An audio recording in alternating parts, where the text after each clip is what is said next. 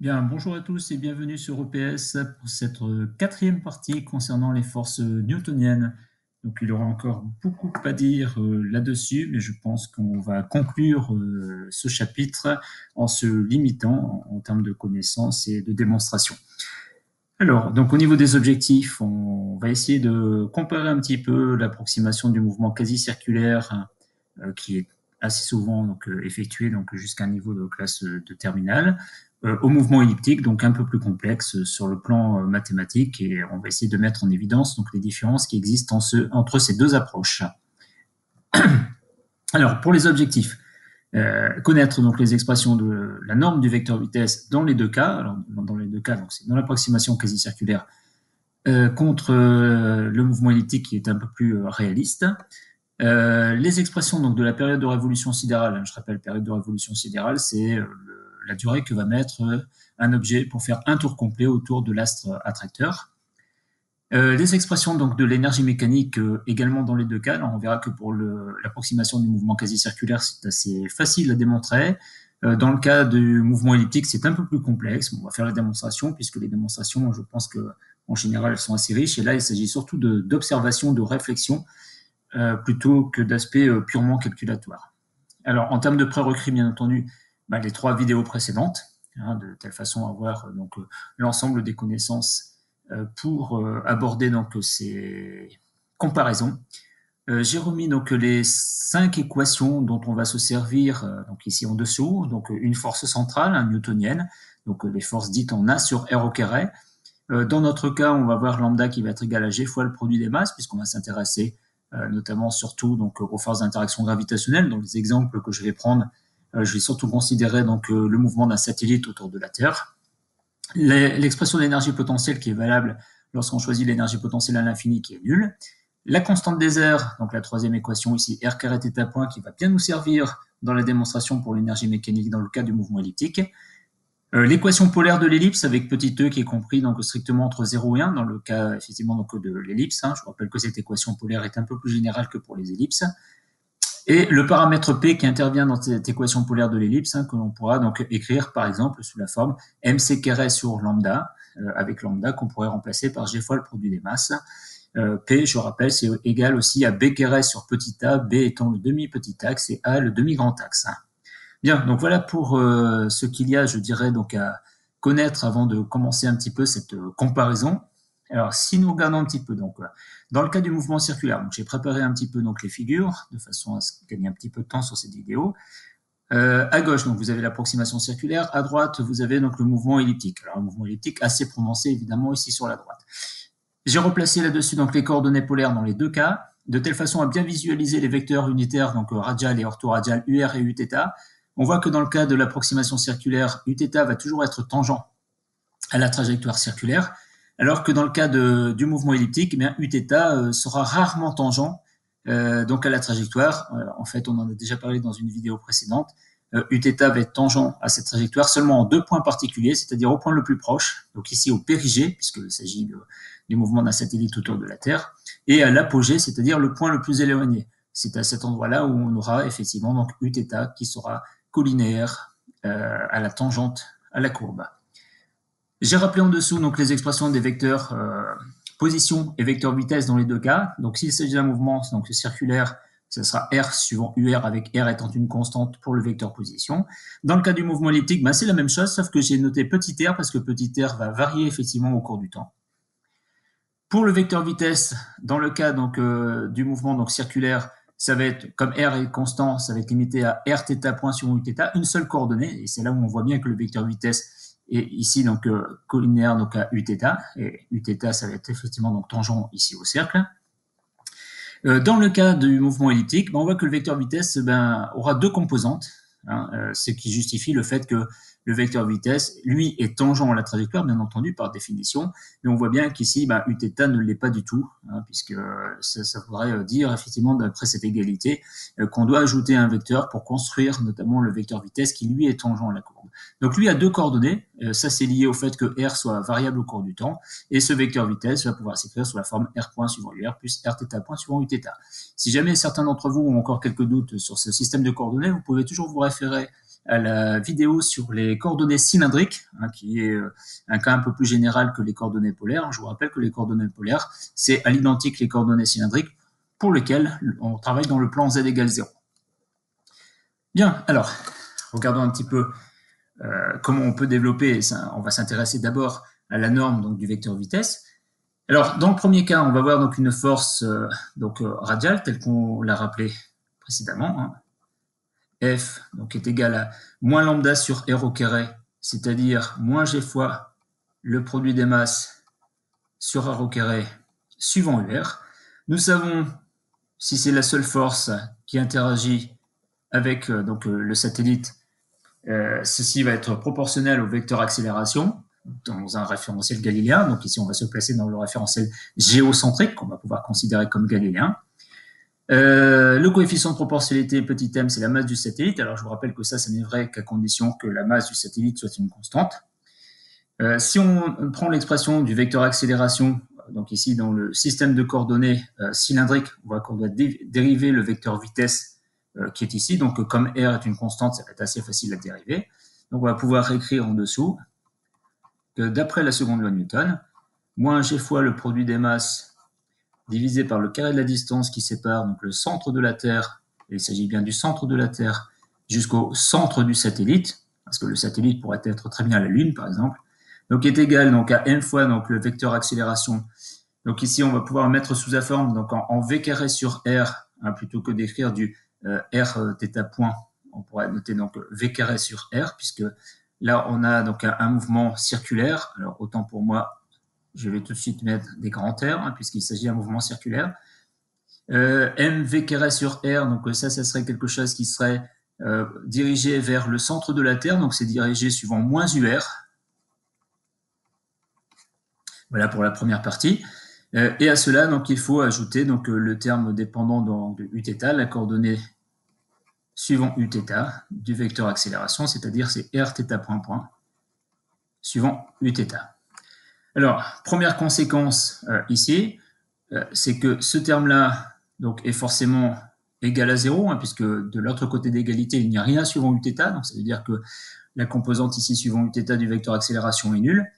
Comme m et r sont des constantes, ça veut dire que θ seconde est nul, et si θ seconde est nul, eh bien ça veut dire que θ point, donc la vitesse angulaire est une constante, et une vitesse angulaire constante, eh bien ça veut dire qu'ici on aura donc un mouvement uniforme. Donc première conséquence ici de l'approximation du mouvement circulaire. Si on compare donc les deux autres égalités, hein, c'est-à-dire qu'ici on va voir G fois le produit des masses sur R au carré qui va être égal à mv carré sur R.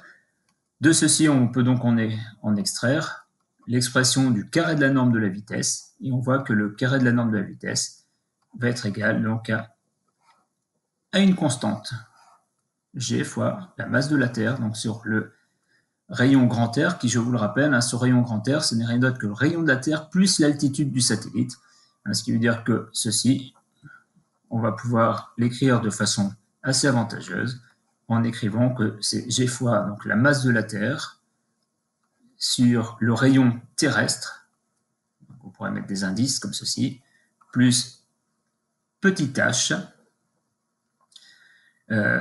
pour effectivement donc, avec petit h l'altitude du satellite donc, par rapport à la surface de la Terre.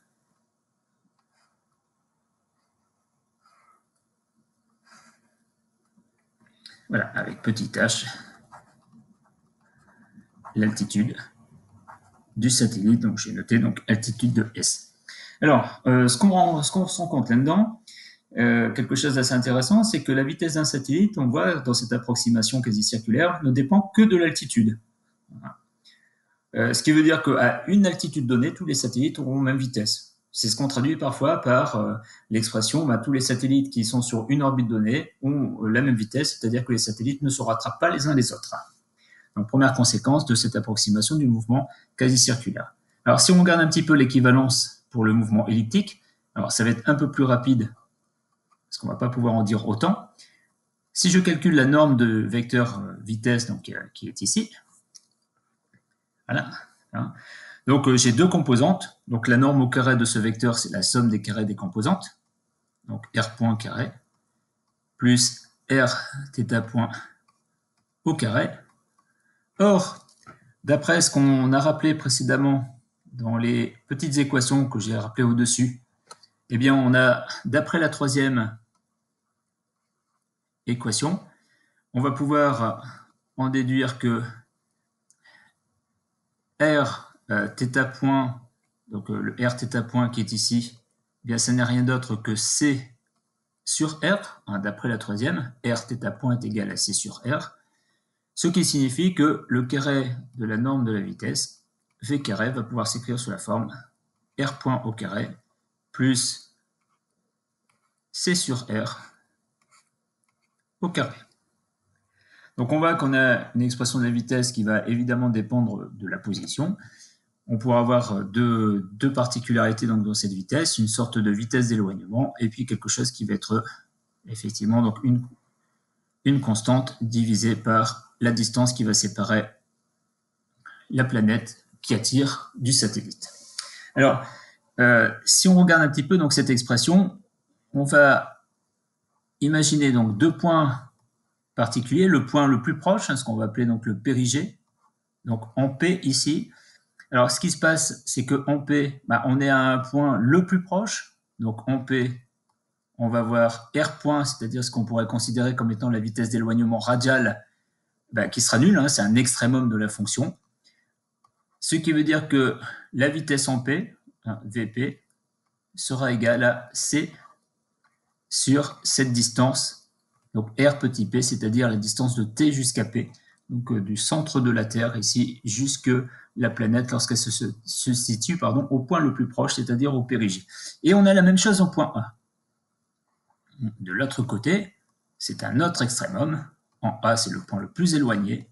On a donc la même considération mathématique, dérivée temporelle de R qui est nulle.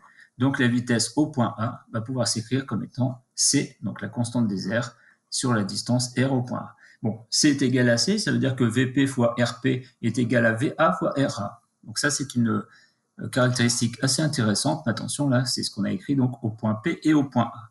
Donc Vp fois Rp est égal à Va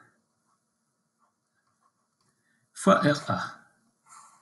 Alors, comment interpréter, je dirais physiquement, donc, cette écriture-là on peut dire que voilà, Rp, donc c'est assez petit. Si le produit des deux est une constante, c'est-à-dire que quand la distance du satellite au centre attracteur est petite, ça veut dire que la vitesse est grande, alors qu'au contraire, quand la distance au satellite est grande, ça veut dire que la vitesse est plus petite. En d'autres termes, le satellite, lorsqu'il passe au point P ici, donc il a une vitesse assez grande, puisque Rp est petit, alors qu'au point A, le satellite a une vitesse assez petite, parce que Ra, c'est-à-dire la distance TA, est assez grande. C'est ce que signifie notamment donc, cette égalité. Alors, regardons un petit peu donc, au niveau donc, de l'énergie mécanique maintenant. Alors, dans le cas de l'approximation circulaire, hein, c'est ce que je vais écrire toujours donc, à gauche de votre écran ici. Donc, l'énergie mécanique, par définition, c'est l'énergie cinétique plus l'énergie potentielle. L'énergie cinétique, donc c'est 1/2 de mv carré, avec v carré qui est écrit donc, ici au-dessus. Alors, je vais reprendre la formulation avec grand R, grand R étant RT plus H. Donc, 1/2 de m fois donc G fois grand M sur grand R, voilà, pour le carré de la vitesse ici, plus l'énergie potentielle. Donc je vous rappelle que l'énergie potentielle, hein, dans nos petits rappels qui sont en haut, donc l'énergie potentielle, c'est la relation numéro 2, c'est moins lambda sur R. Donc plus l'énergie potentielle, c'est-à-dire ici donc moins lambda sur R, avec lambda, hein, je rappelle, qui est égal à G fois le produit des masses. Donc ici, lambda, ça n'est rien d'autre que G fois le produit des masses. Et quand je remplace lambda par G fois le produit des masses, je vois que je peux mettre G fois le produit des masses sur R en facteur. Facteur de quoi? Un facteur de 1/2. Ici, là j'ai un facteur 1/2. Puis ici, j'ai moins 1, là devant. Donc 1/2 moins 1, ça fait moins 1/2. Ce qui veut dire que l'énergie mécanique ici va pouvoir s'écrire moins G fois le produit des masses sur 2R. Alors, si on compare un petit peu cette expression, moins G fois le produit des masses sur 2R, c'est l'opposé de l'énergie cinétique. Donc, on se rend compte que l'énergie mécanique, c'est l'opposé de l'énergie cinétique. Et d'autre part, donc G fois le produit des masses sur R, donc moins G fois le produit des masses sur R. Et ici, on a l'énergie mécanique qui est la moitié de l'énergie potentielle. C'est aussi l'énergie potentielle divisé par 2. Si on remplace G fois le produit des masses par lambda, on se rend compte que l'énergie mécanique peut s'écrire par moins lambda sur 2R. Voilà. Donc ça, c'est pour l'expression d'énergie mécanique dans le cadre de l'approximation quasi-circulaire. Alors, plus compliqué maintenant, en regardant un petit peu l'expression d'énergie mécanique pour le mouvement elliptique. Donc, on a la même définition, évidemment, pour l'énergie mécanique. Donc, l'énergie mécanique, c'est l'énergie cinétique. Alors, on va tout de suite remplacer le V carré par l'expression qu'on a écrite ici. Donc, 1 demi de mv carré.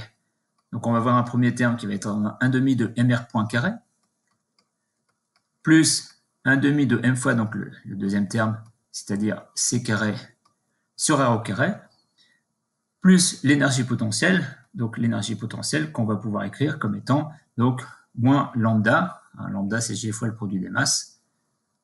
Donc, je vais laisser sous la forme lambda pour l'instant, moins lambda sur R.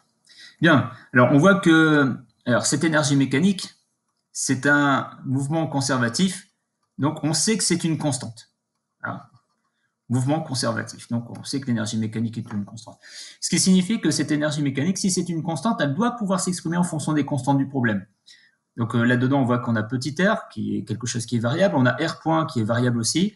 Le tout, ça serait de remplacer ces expressions, donc r point et petit r, de telle façon à obtenir une énergie mécanique qui soit dépendante que de termes constants. Alors rappelons-nous ce que nous avons donc pour petit r, donc l'équation polaire d'une ellipse. Donc là, c'est la relation petit 4. Alors, l'équation polaire de l'ellipse donc, nous dit que petit r est égal à P sur 1 plus E cosinus θ. Et bon, premier objectif ici, donc, ça serait de remplacer dans l'expression de l'énergie mécanique, bien R point, ici R point carré par une autre expression, puisque voilà, quelque chose qui dépend du temps ici, on aimerait bien le remplacer pour avoir que des constantes dans cette expression. Alors, pour calculer R point, on peut dire que R est égal à P sur une certaine fonction qui dépend du temps, U, 1 plus E cos θ. Donc, on fait un changement de variable ici, avec donc, petit u qui est égal à 1 plus E cosinus θ. Quand on a ce type de fonction donc, à dériver, ça veut dire que R point P étant une constante, et bien ici on va voir donc, la dérivée de 1 sur U, c'est-à-dire ça sera U point sur U carré, enfin moins U point sur U carré. Donc R point, ça sera moins P fois U point sur U carré. Donc on va avoir besoin de U point, donc si on a posé U est égal à 1 plus E cosinus θ, ça signifie que U point, je vous rappelle, le point c'est la dérivée temporelle en physique, donc dérivée d'une somme, somme des dérivées, le premier terme est constant. Le deuxième terme, attention, c'est une fonction cosinus θ. Θ est une fonction qui dépend du temps. Donc cos u à dériver, donc moins u' sinus u. Ce qui veut dire que cette dérivée, ce sera moins e fois θ point sinus θ. Ce qui veut dire que R point, quand on va le remplacer dans cette expression, donc on va voir moins P fois U point, donc moins par moins, ça va faire plus. Donc on aura P fois E fois θ point fois sinus θ, et tout ça divisé par U au carré, c'est-à-dire 1 plus E cosinus θ. Et là, assez souvent, les étudiants, ce qu'ils se disent, et c'est assez tout à fait même légitime, c'est, bon, certes, on a bien remplacé R point par des expressions dans lesquelles interviennent des constantes, mais on a surtout remplacé R point par θ point et puis θ ici. Ça nous gêne un petit peu. Or, on a quand même un θ point ici au numérateur, et ce qui serait intéressant de faire intervenir, c'est du notamment R carré θ point, parce qu'on sait que R carré θ point, d'après la relation numéro 3, eh bien, ça se remplace par la constante des R grand C. Et là, si on regarde un petit peu, j'ai oublié le carré à cet endroit-là, voilà. Si on regarde un petit peu, bien ici, je peux très bien donc multiplier par P au numérateur et donc diviser par P au dénominateur, comme ça je n'ai rien changé. Mais c'est surtout qu'en faisant cette opération mathématique, là, je fais apparaître P sur 1 plus E cosinus θ, tout ça au carré, mais P sur 1 plus E sinus θ, P sur 1 plus E cosinus θ, je vais y arriver. Tout ça, c'est R. Donc, au carré, ça va faire R carré. Et en faisant cela, je fais apparaître donc du R carré θ point à quelque chose de gagné. C'est-à-dire que ici, je vais avoir donc R carré θ point que je vais tout de suite remplacer donc, par C, puisque c'était bien l'objectif. Donc je vais avoir C fois E fois sinus θ sur P. Alors là, on pourrait se dire, c'est toujours pas gagné parce qu'on a toujours θ qui intervient dans la fonction sinus. Par contre, C, c'est une constante, petit e, c'est une constante, P, c'est une constante également. Bon, c'est déjà une chose, mais c'est qu'on a remplacé R point par du sinus θ.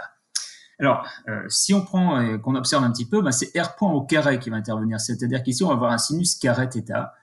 Et ici, on va diviser par du 1 sur R au carré. Donc, divisé par R au carré, on va sans doute faire apparaître ici du cos carré θ. Et ça, quand on a du sinus carré θ et du cos carré θ, bien quelquefois, il y a des combinaisons linéaires qui donnent une simplification. Donc là, on peut avoir l'espoir que tout ça va se simplifier.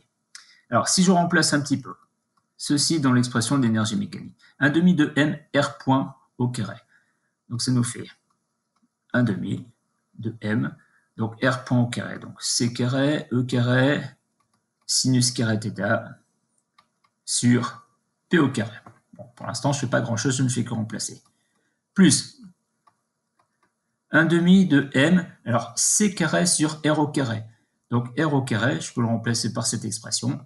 Donc, je vais avoir C carré, donc divisé par R au carré, donc ça revient à multiplier par 1 plus E cosinus θ au carré, et donc tout ça divisé par P au carré. Je fais la même chose avec le dernier terme, donc moins lambda sur R, donc c'est-à-dire moins lambda sur P, facteur de 1 plus E cosinus θ. Donc là, j'ai simplement remplacé les petits r ou les petits r carrés par leurs expressions, et je vois que dans cette expression de l'énergie mécanique, je n'ai plus que des fonctions en sinus ou en cosinus θ, et là, il y a de l'espoir, effectivement, pour avoir les simplifications.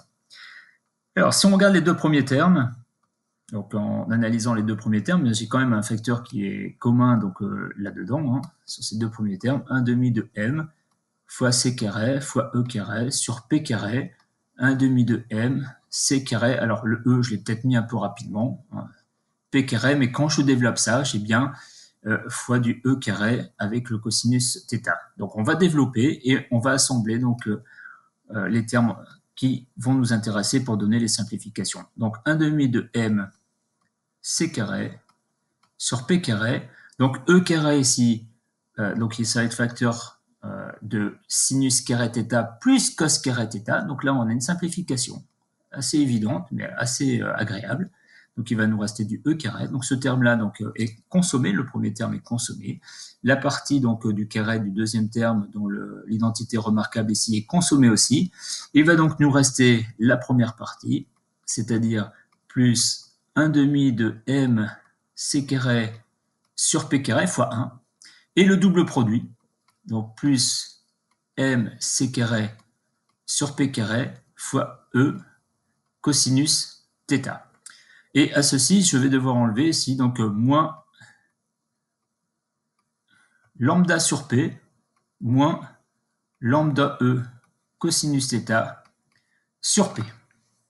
Bien, alors, si on regarde un petit peu de plus près les relations que nous avons rappelées au début, voilà. P, c'est égal à mc carré sur lambda. Autrement dit, lambda est égal à mc carré sur P, ce qui revient au même. Donc la cinquième équation, on va enfin s'en servir pour amener donc les simplifications nécessaires pour avoir l'expression d'énergie mécanique. Donc, je rappelle, donc la cinquième équation qui nous dit que, alors on va remplacer, donc on a P qui est égal à mc carré sur lambda. Donc, en d'autres termes, mc carré, c'est lambda fois p. Donc, on va plutôt remplacer dans ce sens-là. Donc, avec cette relation, on va avoir des simplifications relativement importantes. Donc, ici, mc carré, on va le remplacer par lambda fois p. Donc, on voit que dans le premier terme, il nous reste 1 sur 2p fois lambda. Alors, le lambda, je vais le mettre en numérateur, multiplié par e au carré. Alors, je vérifie rapidement que je ne me suis pas trompé. mc carré, donc c'est lambda fois p. Il y a un p qui se simplifie. Lambda reste au numérateur, le 2p au dénominateur, e carré ici. Pour le deuxième terme, donc mc carré, je le remplace par lambda p également. Donc ici, il va nous rester plus lambda sur 2p. Le troisième terme, je fais toujours la même opération. Donc, mc carré, je le remplace par lambda fois p. Donc, ici, on va voir plus lambda sur p fois e cosinus θ. Donc, ici, donc, moins lambda sur p pour ce terme-là, et moins lambda e cosinus θ sur p. Alors ça, c'est assez intéressant, puisque on voit qu'ici, j'ai un plus lambda e cos θ, un moins lambda e cos θ, donc on a une simplification. On peut mettre lambda sur 2p, donc ici, donc en facteur, ou lambda sur 2 en facteur. Donc tout ceci est équivalent à une énergie mécanique qui va être donc égale à lambda sur 2. Alors, facteur de quoi? Si on regarde lambda sur 2, on aura donc ici du E carré donc, sur P. Ici, donc, 1 sur P, donc E carré plus 1, demi, plus 1, pardon. Et ici, moins 2, parce que, attention, si je mets lambda sur 2 en facteur, donc ici, je vais avoir moins 2. Donc, en fait, qu'est-ce qui va nous rester? Donc, lambda sur 2, donc on va voir E carré, le tout, ça sera sur P, hein, on a un dénominateur qui est commun. Donc, E carré ici, plus lambda, moins 2 lambda, donc E carré moins 1. Et voilà l'expression qu'on a pour l'énergie mécanique. Hein. Je vais vérifier si je n'avais oublié aucun terme, ce qui est bien le cas. Bon, alors là, on n'a que des constantes là-dedans, donc on pourrait se dire, ça y est, on a déjà gagné. Alors on peut aménager un petit peu plus cette expression. Je vous rappelle, hein, pour le mouvement elliptique, hein, on va pouvoir écrire que 2A, donc ça c'est la longueur du grand axe. La longueur du grand axe, eh bien c'est R max, donc la distance maximale, c'est-à-dire au niveau de l'apogée, plus la distance minimale, donc au niveau du périgée. R max, si on prend l'équation polaire de l'ellipse, hein, qui est encore ici, je vous rappelle que cette équation polaire de l'ellipse nous permet d'avoir pas mal de données. Donc R max, c'est quand θ est égal à pi, donc ça revient à dire que R max est égal à P sur 1 moins E, cosinus pi égale moins 1. Et R min, c'est lorsque θ égale à 0, c'est-à-dire on a P sur 1 plus E. On réduit au même dénominateur. Donc si on réduit au même dénominateur, on voit bien qu'au dénominateur, on va avoir 1 moins E par 1 plus E, donc 1 moins B par A plus B, c'est-à-dire 1 moins E carré. Quand je développe donc P facteur de 1 plus E plus P facteur de 1 moins E, il va nous rester 2P au numérateur, puisque le produit E fois P va effectivement donc se soustraire. Ce qui veut dire que ici, si j'inverse cette écriture-là et que je change en même temps le signe, eh bien on voit bien qu'on a E carré moins 1 sur P, on va simplifier par 2. Hein. Donc ceci est égal à moins 1 sur A. Hein. Donc c'est le 2A qui est égal à 2P sur 1 moins E. Eh bien E carré moins 1 sur P, c'est cette expression qui est ici. Le E carré moins 1 sur P, je vais pouvoir le remplacer par moins 1 sur A. Ce qui veut dire que finalement, l'énergie mécanique dans le cadre plus général du mouvement elliptique va pouvoir s'écrire comme étant moins lambda